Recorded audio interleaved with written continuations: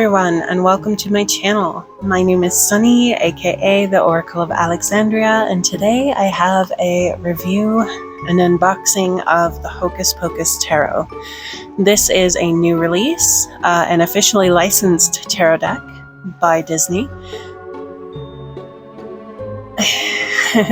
Sorry, I'm trying not to get into the negatives right away, but anyway, all of that said, if you'd like to see just a flip through of the deck, I will have a link to that down below. This is going to be my in-depth review of everything that you get with the deck. So, obviously, it's not using photographs or scenes from the movie. It is inspired by the movie with original artwork, and the artwork is gorgeous. Doesn't Sarah look adorable there?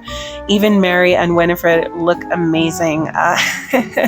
Binks is a little, yeah, I don't know, but it works, right? It's cute. So the box is extremely well done. You've got these little flecks of metallic foil that light up, and I like that this is orange for Halloween instead of just a gold color or something. It really is beautiful.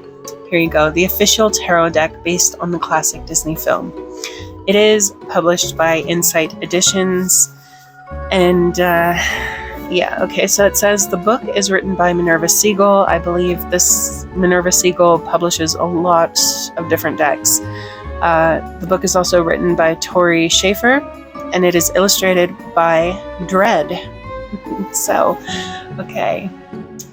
Bring a touch of witchcraft into your tarot practice with this official tarot deck inspired by Disney's classic film Hocus Pocus.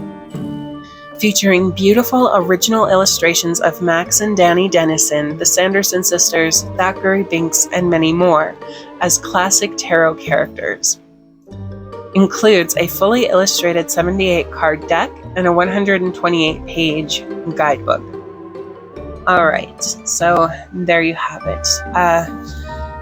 If you frequent the tarot community, especially, if you are into new decks and new releases and stuff, Minerva Siegal has released many decks recently. It seems like she, or maybe Insight Editions, or both, have bought up the rights to many popular IPs, including The Labyrinth, for example, and produced tarot decks based on those IPs. And the advertising for them is kind of misleading, because even here on the deck, or the box, it says it includes a fully illustrated 78 card deck, and yeah, it does, but what they don't tell you is that the illustrations on the minors are pip illustrations. They're not fully illustrated. The deck is not fully illustrated. The Amazon page listing for this deck is even worse, because it makes it seem like every card in the deck is fully illustrated, and unfortunately it's not. It's another pip deck. They did put a little more effort into it, besides, for example, some of their earlier releases like the Labyrinth Tarot. The minors do have a little more effort and individuality in them. It's not all just cut and paste and rearrange, the same asset over and over and over again for the number of the card. It is a little bit more than that, but not much more. So if you don't like Tarot de Marseille, you may not like this book or this deck. But I don't know. I mean, I'm not big on Tarot de Marseille. I do have a couple of Tarot de Marseille decks, and I've never used them. It is a topic that I want to learn more about as a tarot enthusiast and a professional tarot reader, but there is something about this deck. It is charming enough that the atmosphere and energy is really present enough in this deck that I do feel drawn to use it. I do genuinely like it overall, even though I am disappointed, and I do feel like, if you have the rights to an IP like this to produce a tarot deck around it, why wouldn't you give it the deck that it deserves? In many ways, because this is a pip deck, it does feel like a low-effort cash-in on this IP, Hocus Pocus. A sequel is coming out this fall, I mean, there are channels on television that play nothing but Hocus Pocus almost all month long. I mean, it is a very, very famous, popular cult classic movie.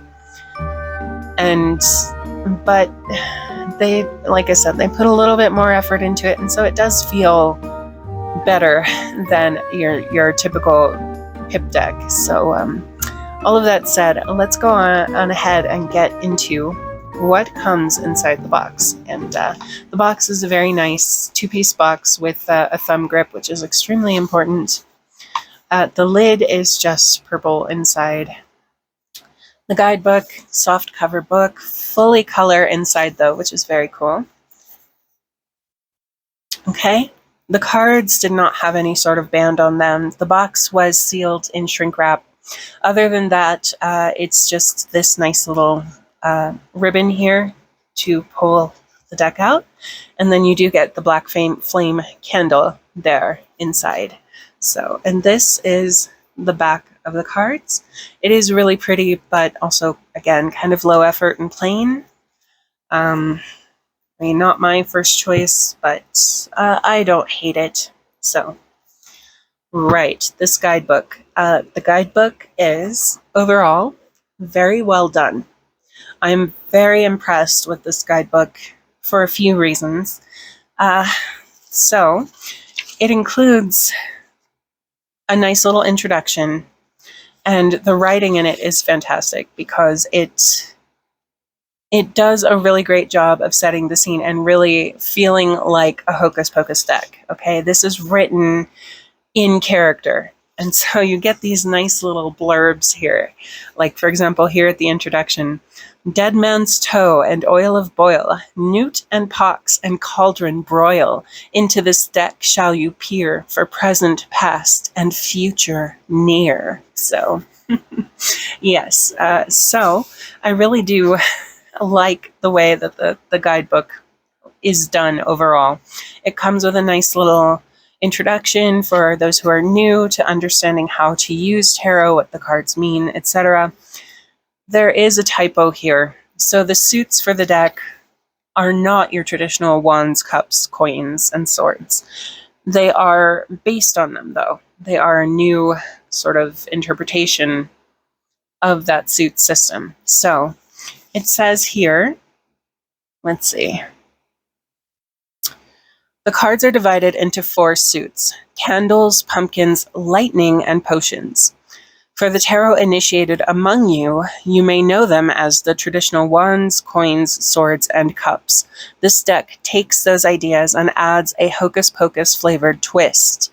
The minor arcana cards are numbered 1 through 10, with 4 additional court cards characterized by a page, knight, queen, and king. The suit of candles represents emotions, relationships, and imagination. The members of its court are creative and harmonious. It corresponds with the element water. Okay, the suit of candles corresponds to the element water. I don't think so. I think that's potions, but they got it backwards here, and they actually got it backwards both times.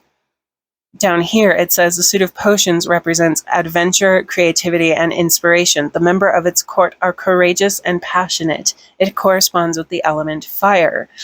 Except when you actually get into the meanings of the cards, and to a small degree the artwork for the cards, you can see that, you know, the suit of candles is obviously meant to be the suit of wands, and the suit of potions is meant to be the suit of cups.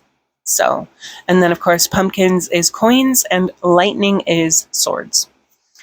So I also like this little blurb here. It says, and this really, you know, impressed me and made me happy. Also, I love this illustration. It is very beautifully done. Although many cards are represented by the women and men of Hocus Pocus, these cards are not limited to the gender binary. You may find that the Queen of Cups reminds you of your father, or that the Emperor is reminiscent of a non-binary friend. Though the card descriptions may be traditionally masculine or feminine, they can be interpreted freely across many different gender expressions. The cards are here to fit your personal journey, whatever that may be. So I really like this blurb. that it takes the time to point that out in the guidebook. I mean, it's not in depth, it's just there. And it's really nice, very inclusive. One thing that bothers me, though, you may find that the Queen of Cups, there is no Queen of Cups in this deck. You know, but overall, you know, besides the typo, the errors here, it is well done. The information for the cards is good. I mean, it's not the best I've ever read, but it's not awful either. It's just good. It's solid. I like it. I'm very happy and satisfied with what the deck has to say about the individual cards. Another thing I really, really, really, really adore about the deck here. So we have in the tarot ratings section here, we have a nice little taking care of your deck blurb here, preparing to read tarot. And then we've got some spreads here. And I love this because, again, it has these nice little blurbs here. So for the 3-card spread called The Wisdom of Witches, it says, "A question lies within thy heart, an ember now, grown to a spark. In 3 cards thy answers await, to tell thee yes or tell thee nay." I really like that. Okay, then you've got the Cat's Eye, which is a 5-card spread. "A choice to make now lies ahead, one that fills thy heart with dread. There is no time to hesitate, let the cards guide thy fate." Okay, and then I believe this is the final spread here. Yes. Okay, the final spread is called Hocus Pocus. "What waits ahead, what lies behind?" Or I'm sorry, "What left behind? What now awaits thee by thy side? Peer deep into the moon-filled night and find the gift of mystic sight." I really like those. I think that they are well done. And then they have a little blurb here about the artist, if you're interested, and about the authors. So, okay. And all of that said, here is the publisher's information, etc. Let's get into what everyone is here for. And that would be the cards. Okay. We'll zoom in a little bit. The cards are somewhat on the small side. Let me see what cards I have lying around here. Okay. So this is a standard size Queen of Swords card. And the cards are actually just a tiny bit bigger than your average tarot card. Not by much, though. I mean, just a fraction of a fraction of a fraction of a millimeter at best. So they're not super large. If you have smaller hands, you know, that's probably going to be a nice, comfortable fit. For me personally, I do like larger decks. For example, I have here the Lover's Path Tarot, and you can see it's small. The height of the cards is, you know, about the same here as the Lover's Path. Again, just a tiny fraction taller, and then not quite as wide. It's just basically the width of a standard tarot deck. So they're not tiny cards, but they're also not huge cards. So, you know, for me personally, I do like larger cards so that I can see more of the art, but these are very nice. The cardstock is matte. It does have what feels like a sort of rose petal finish here. It is not glossy at all. You know, a gloss might have been nice, or maybe a matte gloss so that the colors will pop a little bit more. It's kind of hard to see what's going on in the shadows back here, for example, but I mean, again, it's great. Overall, I'm very happy with it. So we have the Fool, and it is, of course, Max lighting the black flame candle. And I mean, there's not too much more to say. I think, you know, he actually fits the energy of the Fool really well. So then we have Winifred as the Magician, and I love this art. I love this card. It is really well done. I will say one complaint I have with the deck, the aesthetic is there. It is very aesthetic. It really sets the scene. It draws you in. It makes you feel like you are in the world of Hocus Pocus, in as much as a tarot deck can do that. But the witches are not in it enough. Not enough for me, anyway. Like, I watched the movie for them, not for all of the other characters, and unfortunately, they are not represented enough to suit me. But anyway, we have the High Priestess here, and that is Sarah. Sarah singing her Come Little Children song. This card confused the heck out of me when I first saw this. Like, I had no idea who this is. But it turns out that the Empress is the mom. And I never would have guessed, just based on the art. Thankfully, the book does tell you. So if you are curious here, let's see. The Empress is a ruler and nurturer, allowing others to prosper under her watchful eye. Jenny Dennison exemplifies these traits as a caring mother. So there you go. Yeah, I don't know. For some reason, I don't remember her out of her Madonna costume in the movie. And so when I saw this, I was totally confused by it. I was like, who is this? Is this someone from the sequel? The fourth Sanderson sister from the book? I mean, like, who? What? Why? Okay, but then we have the Emperor, which is the father, and he is in his costume.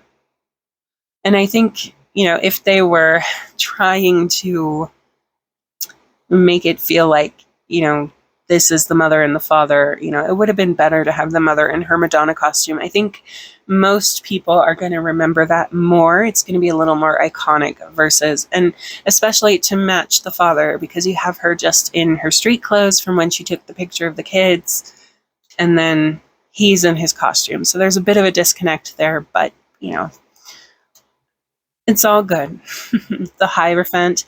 I think the book as the Hierophant, again, another fantastic choice, because the book keeps the witches' tradition, passed on from their mother and probably other relatives and so on and so forth. So, all right, the Lovers. I find it interesting that they used the note with Max's number here, because I don't remember for sure. I think in the movie, I believe the handwriting changes between the two scenes where the note appears, and the number may also be different. I can't remember for sure if that is the case, but I believe 2 different handwritten notes were used. And so the fact that they used this as the Lovers, I don't know, it's just interesting to me.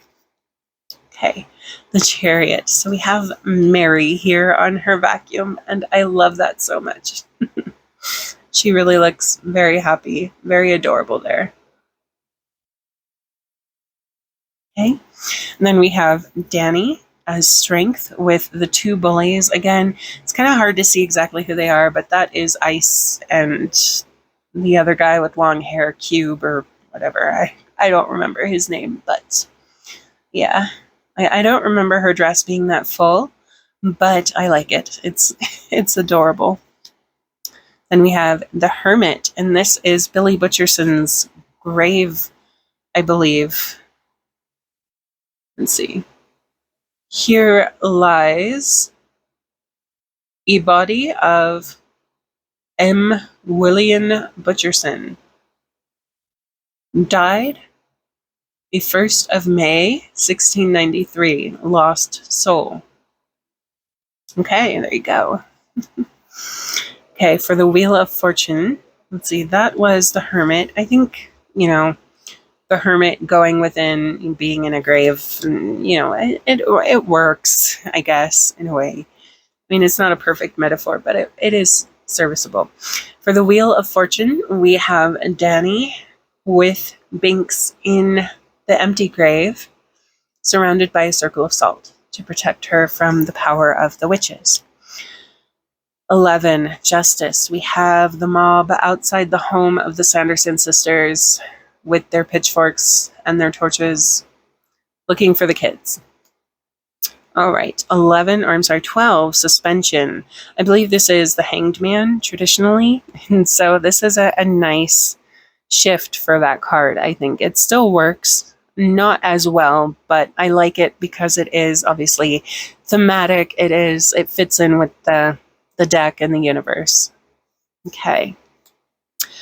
13, Transformation. I really like that. This is obviously the Death card, number 13.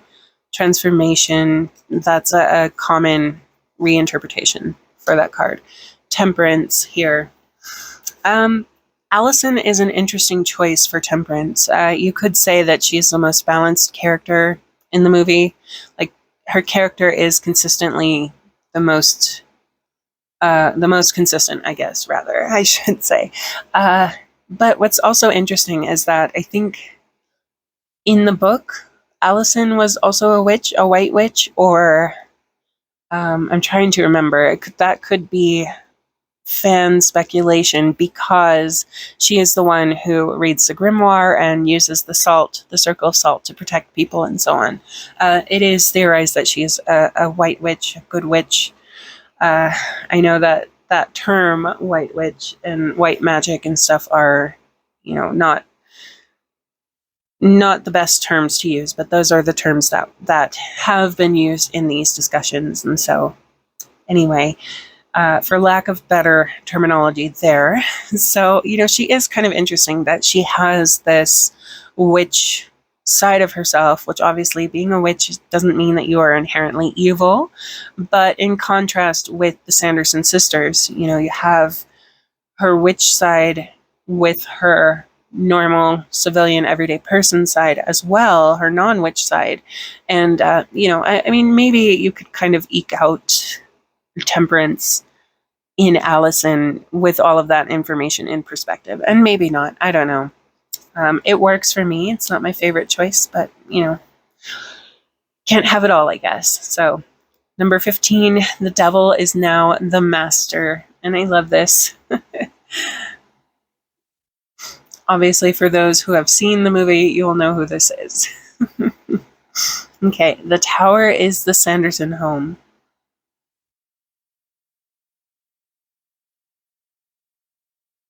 I think this is kind of mirrored, and so it's the wrong way. I mean, it looks nice, this direction, but I believe the water wheel is supposed to be on the other side of the house. I don't know. Maybe this is the back side of the house. I have no idea. I can't remember. It's been a year almost since I've seen the movie, so forgive me. All right, the star. This is Emily Binks, Thackeray's sister. And I think she makes a wonderful star because there are themes of the star as relating to hope and a guiding light. And Thackeray makes peace with his immortality and does what he does because he wants to protect children from ending up like Emily. So in a sense, she is a guiding light. She does give him hope and helps him reconcile and make peace with the fact that he is immortal, that he will, never possibly see his family again and so on. So, I think this is a good choice for the star overall. Okay, the moon.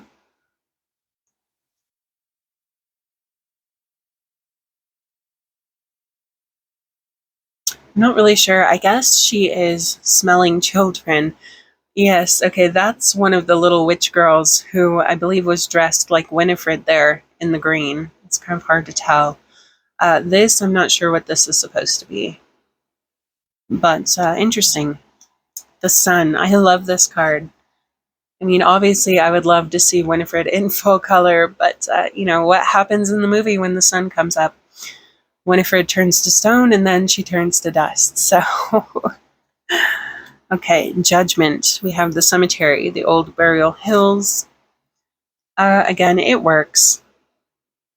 Not my favorite, but it works. And then the world. We have Thackeray reunited with Emily, freed from his immortality and his cat form. I think that's a very beautiful image to have for the world. So it looks like we had two Sanderson sisters who each got who got a solo card at least twice, and then Sarah only got the one card, the High Priestess, by herself. So that's sad. When I was a kid, Sarah was always my favorite, of course, because she was the funny one and the cute one. And now that I'm an adult, I think I like Winifred more, but I don't know. I also like Mary. I like them all. What can I say? Okay. So we start with the suit of cups, the suit of potions in this deck. And remember I said that when you look at the book for the meanings of the cards, Let's see. Okay, so the book starts with the suit of candles. I have not rearranged the deck. This is how it came to me. Queen, let's see, pumpkins, lightning. Okay, potions. Here we go, the King of Potions. So for those who know the King of Cups, this is someone who is very emotionally balanced and comfortable with his emotions, in touch with his inner feelings and insight, psychic abilities, etc. Let's see what the book has to say about the King of Potions. The King of Potions is dependable and mature, a master of his emotions, but never dominated by them. Exactly. Very King of Cups symbolism there. He aids others through any emotional crisis, though he may hide his own pain to avoid worrying his loved ones. He is at his strongest during times of instability. And there is, of course, a reversed meaning there. Another issue I can say I have with the book is that the idea that it puts forth of card reversals as being like uprights are always positive and reversals are always negative, I don't think that's fair. I mean, if you have the Three of Swords reversed, for example, obviously I would hope that you would be reading that as more positive or maybe twice as bad. Like, I don't think an upright Three of Swords is usually a good card, but it depends on the context, I guess. And so, anyway, the book, it does give this idea that, upright cards are always positive, where the reversed cards are always negative. So that is something to keep in mind. Anyway, so yeah, this is the King of Cups, even though the book said that the suit of candles was the suit of cups and the suit of the element of water. So it did reverse that anyway. So we have Billy Butcherson here as the King of Cups. And I mean, yeah, I guess he works for the King of Cups. His character is somewhat emotionally driven in the film. And so, I think he did keep a check on his emotions. I mean, he couldn't really talk for most of the film, but the Queen of Potions, we have the teacher. You only see her in the beginning of the film, but she was really cute. Okay, the Knight of Potions. So already we're getting into more of a pip card look. The Page of Potions, we have Thackeray in his human form.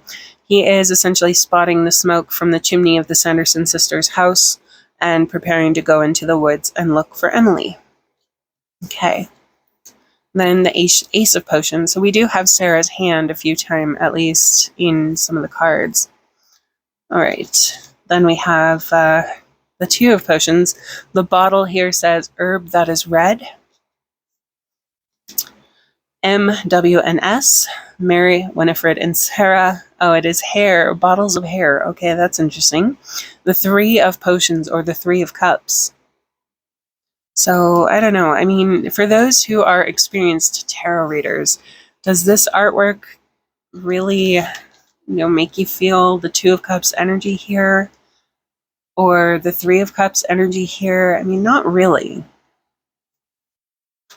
The Four of Potions. We have, let's see, what does that say? Thine own tongue. Okay. Right. And then we have Oil of Boil, Hair of Wolf, Spider Legs for Billy. Cute. And Bat Tooth. I think that's for the Five of Cups. For the Six of Potions, or Six of Cups, we have Dead Man's Toes. And again, this really doesn't work for me. Like, I could see this working great as the Seven of Cups, because, the Seven, you have to make a choice on some level. Choosing which toe to use for your potion, I could see that. Six of Cups, I mean, I don't know, maybe reminiscing about the men you harvested the toes from. I don't know. I don't think that's a card I want to think too deeply on, about how the art really captures the meaning. But, I mean, it is a pip deck, so what can we do? Right, so the Seven of Potions, we have Newt, Saliva, Pox for Billy again. So you can see that the bottles are reused, but at least it's a little bit more going on than just, seven potions kind of arranged on the card and all of that. Okay. the 8 of Potions. So we have Mary. It's always nice to see one of the Sanderson sisters again.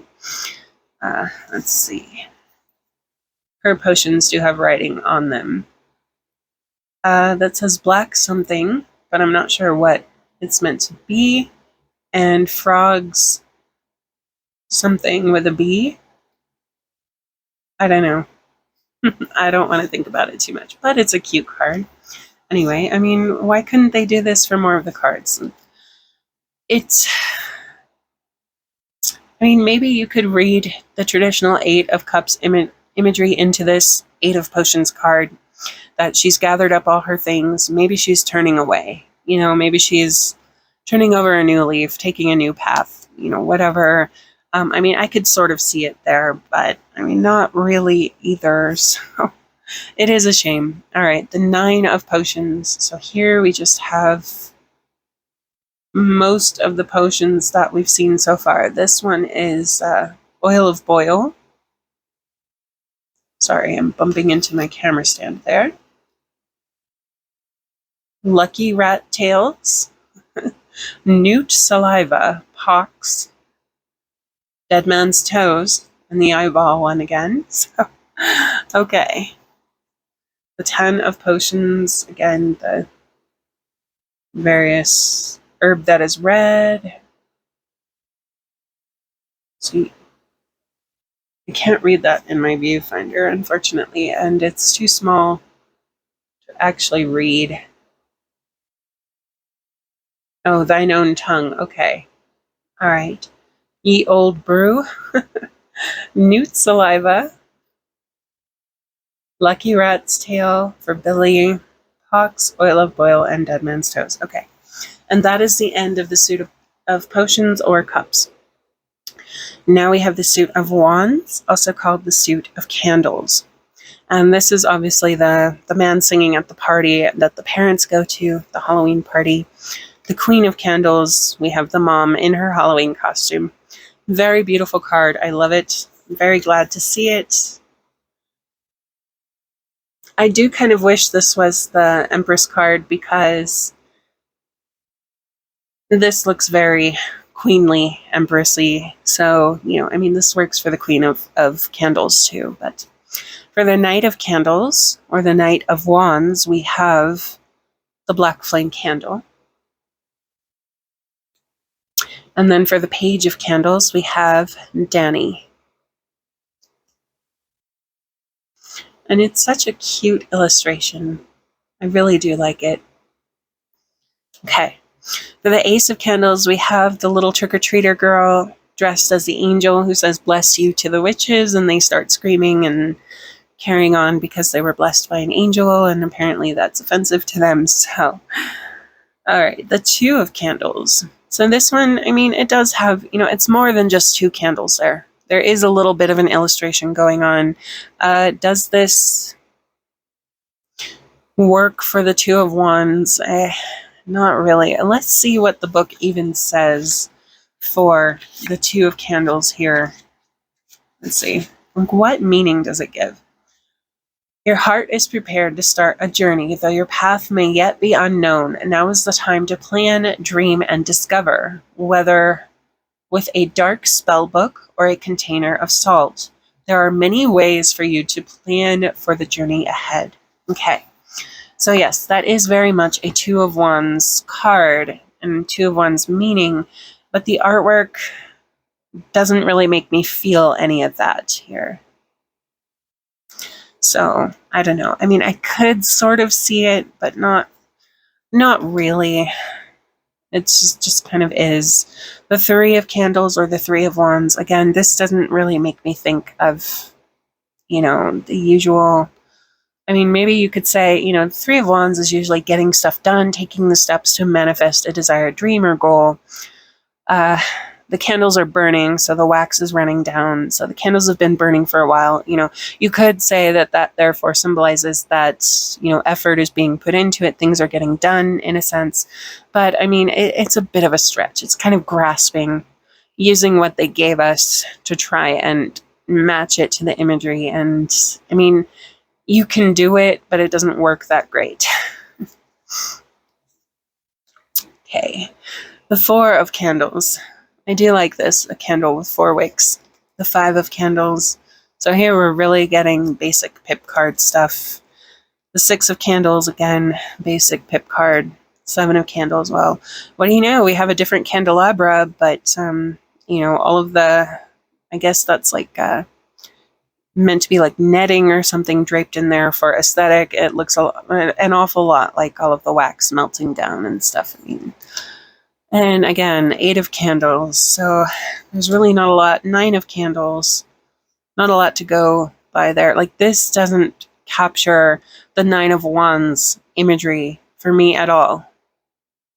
Unless you really want to go out on a limb and say, like, the light from the candles is keeping darkness at bay, and therefore, you know, the room is being defended from darkness.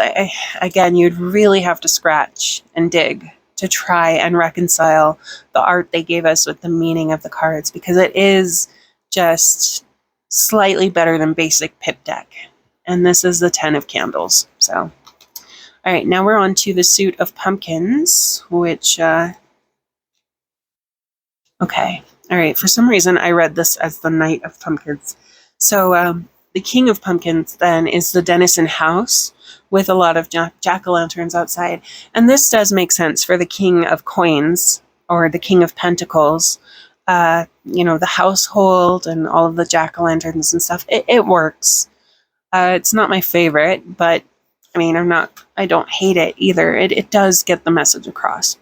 The Queen of Pumpkins, we have Allison in her old-timey sort of colonial era costume.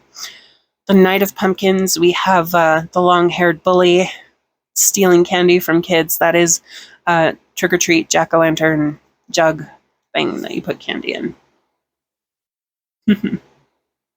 He almost doesn't look like himself, though. Like, I don't know. I almost don't see him in it, but I sort of do, so there you go. Anyway, the Page of Pumpkins. So this suit at least has a little bit more going on compared to the suit of Candles or even the suit of Potions. But here we have, you know, all of the trick-or-treaters. That is, I think that's meant to be the angel girl, or there might also be a fairy girl who looks very similar. I don't know. But it's cute. Anyway, I like the kind of rainbow multicolored skeleton in there. That's interesting. The Ace of Pumpkins, which is a scarecrow. I do like that. I think that works, actually, for the Ace of Coins. Okay, the Two of Pumpkins. This imagery works for me, for the Two of Coins. You know, I can see it in there. The Three of Pumpkins, okay, I could sort of see this too.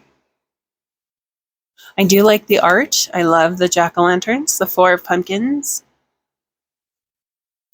The Five of Pumpkins. And again, you can see now we're really getting more bare bones, not a lot going on. The Six of Pumpkins is 6 pumpkin lollipops.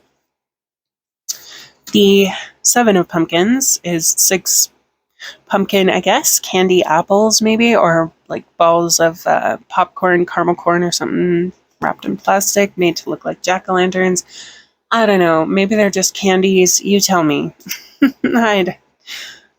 My brain is kind of hurting trying to make sense of what exactly they were going for with this. The Eight of Pumpkins, again, very beautiful jack-o'-lanterns. Like, I would actually be willing to try and make one like the bat and star one there and stuff for my Halloween this year. And the Nine of Pumpkins.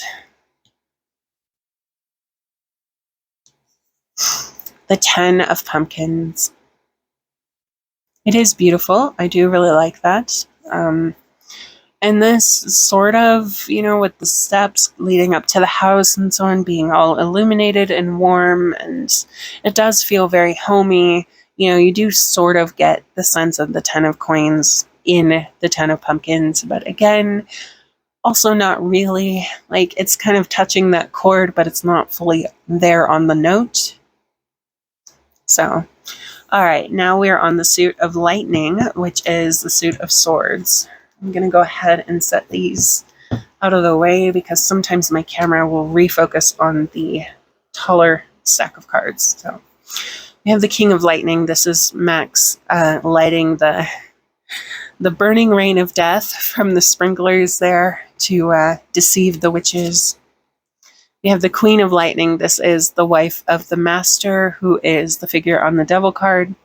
If you've seen the movie, you know who she is. She's supposed to look like Medusa, sort of, but not really. The Knight of Lightning, we have the bus driver that Sarah was flirting with, and, Winifred, I think, no, it is Sarah. I think she says, thou wouldst take us in the morning, or take me in the morning, or something, and yeah. Sorry, I'm getting off track here.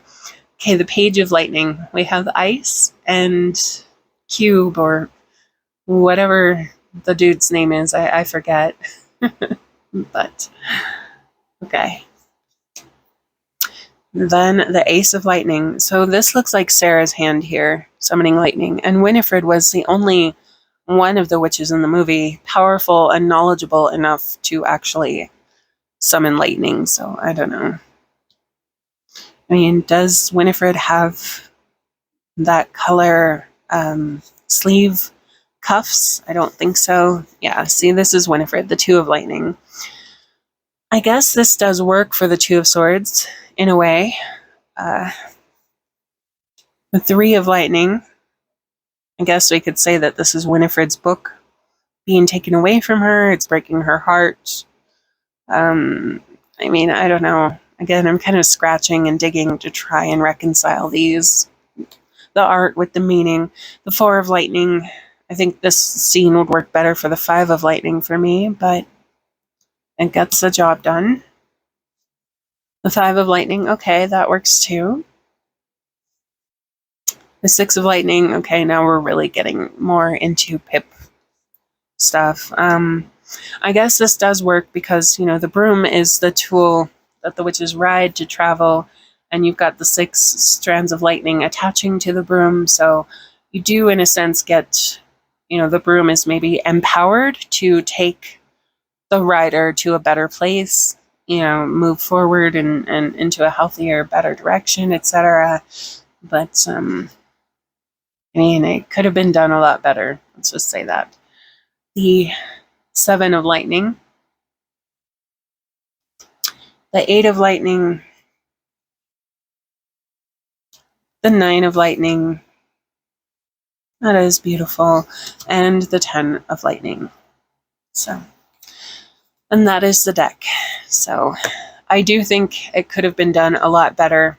That the minors could have been done a lot better. But despite that, I do see that at least they tried to do the minors a little better, even if they also tried to keep them cheap and low effort. Overall, I personally really do like the deck. I think as far as a divination tool, the cardstock is going to work well. It's going to be easy to shuffle. The cards slide nicely. They don't stick together. They're not too thick. They're not too large. So they'll probably be very good for shuffling.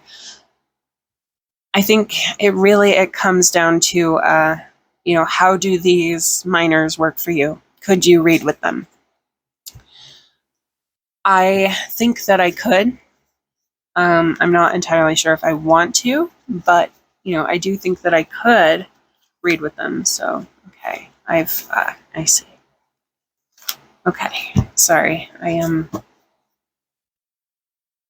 got the cards a bit mismatched there when I set the ones that were already reverse, like this aside. Anyway, I digress. Overall, I do like the deck. I think it is well done for what it is. I also do strongly believe it could have been better, and I do believe that it deserved better. Like, if you are lucky enough to be able to afford to have this IP in your hands to make a deck out of it, why would you be lazy with it? Why would you half-ass it? That's just my opinion. If you really love Tarot de Marseille, this deck might be amazing for you. And I do think that for those who are really fans of the film, it's worth picking this up as a collector's item. It's worth picking this up if you're new to tarot and you want to learn tarot. I think you can learn from this because the guidebook is solid. It's got everything that you need. to do a reading and to get information out of it. But again, it could be better. So I think this deck might be a little better for an experienced tarot reader who has memorized the meanings and doesn't need to rely on the art. But I also think that because the art is what it is, you're not going to get as much versatility and flexibility out of a reading because you're not going to be able to read the cards intuitively as you might with a proper illustration. And the sad thing is that Minerva Siegal is she's an experienced tarot reader. It says here that she's the author of Tarot for Self-Care, How to Use Tarot to Manifest Your Best Self. So she's clearly an experienced tarot reader. And, this is the deck that she creates, this is what she wanted from the Three of Coins. Which again, you could, read that meaning into it, sort of, if you really want to work at it, but this is what she wanted from the Nine of Coins? Really? So, yeah. I think at this point I'm just going to be repeating myself if I keep going, but those are my thoughts on the deck. I am actually really looking forward to using this in readings. I have not done a reading with it yet. I do think it will work, and it will probably work best for an experienced tarot reader, but, it's not the worst. I'm actually trying to decide how I want to customize the edges of this deck.